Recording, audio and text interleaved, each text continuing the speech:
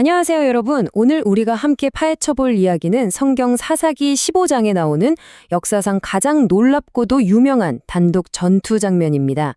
우리는 오늘 일종의 법의학 수사관이 되어볼 겁니다. 이 오래된 텍스트 속에 숨겨진 역사적, 물리적, 그리고 신학적인 진실들을 하나하나 아주 입체적으로 짚어보자고요. 자, 본격적으로 들어가기에 앞서 아주 거대한 질문 하나를 던져보겠습니다. 1000명. 네, 1000명입니다. 상상이 되시나요? 바닥에 버려진 쓰레기 조각 하나만 덩그러니 들고 도대체 어떻게 1000명이나 되는 훈련된 군대를 물리칠 수 있었을까요? 오늘 우리가 풀어갈 퍼즐의 핵심이 바로 이겁니다. 첫 번째로 볼 포인트는 이 1000명을 쓰러뜨린 무기의 정체입니다. 처절했던 그 전투의 현장으로 직접 들어가 보죠. 생각해보세요. 전투에 나간다면 누구나 시장에서 비싼 돈을 주고 산 날카롭고 번쩍이는 제조된 무기를 원할 겁니다. 그쵸? 하지만 사사기 15장 15절을 보면 완전히 딴판입니다. 블레셋 군대에게 포위당했던 삼손이 결박을 끊고 일어난 직후에 손에 쥔 건 무기점에서 산 칼이 아니었어요. 그냥 바닥에 널브러져 있던 버려진 뼈를 임기응변으로 덥석 집어든 겁니다. 위기의 순간에 문자 그대로 바닥에서 주운 도구였던 거죠. 여기서 흔히들 하시는 오해 하나를 바로잡고 가야겠네요. 종종 이게 낙타턱뼈라고 아시는 분들이 계신데 원문을 보면 명확하게 나귀의 턱뼈입니다. 왜 나귀일까요? 당시 이스라엘과 블레셋 지역에서 나귀는 아주 흔한 운송수단이었습니다. 그러니까 광야 여기저기에 죽은 나귀 사체가 방치되어서 뼈가 굴러다니는 건 그 시대 사람들에게 너무나 정상적이고 흔해 빠진 풍경이었다는 뜻입니다. 자, 그럼 두 번째 포인트로 넘어가 볼까요? 왜 하필 새 턱뼈였을까? 이 뼈의 상태에 숨겨진 흥미로운 물리학을 한번 들여다보죠. 이거 진짜 재미있는 부분인데요. 만약 삼손이 햇볕에 하얗게 바싹 마른 오래된 뼈를 주었다면 어떻게 됐을까요? 적을 내리치는 순간 오도독하고 그냥 부러져 버렸을 겁니다. 그런데 삼손이 집어든 건 죽은 지 얼마 안 된 신선한 뼈였어요.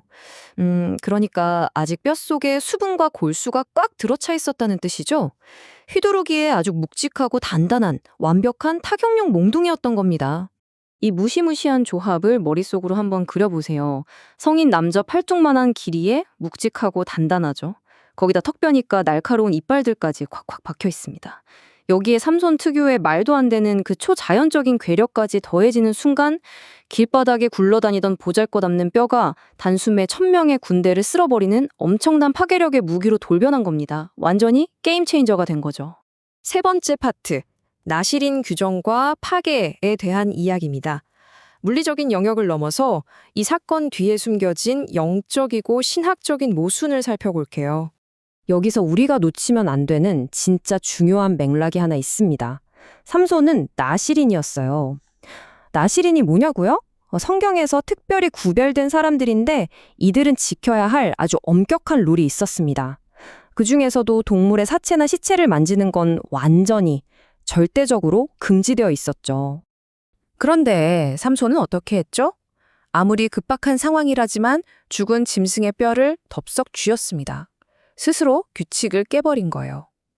자료에 제시된 천교도적 관점은 바로 이 점을 날카롭게 지적합니다. 삼손은 완벽한 영웅이 아니라 흠결 많고 룰도 어기는 모순적인 인물이었다는 겁니다. 결국 이 어마어마한 승리는 무기가 좋아서도 삼손이 완벽해서도 아니었습니다.